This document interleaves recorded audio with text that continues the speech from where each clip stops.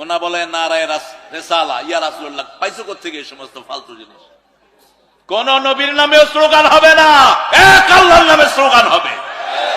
চিৎকার করে বলেন আল্লাহু আকবার। আন্তর্জাতিক মিথ্যাবাদী, রকেট মৌলবী, ইংল্যান্ড প্রিমিয়ার লিগের খেলোয়াড়, 1990 অক্সফোর্ডের শিক্ষক, আন্তর্জাতিক মিথ্যাবাদী। কথা কান ঠিক কিনা? উনি হলে জামাতি বক্তা, নাম হলে তারেক মনোয়ার।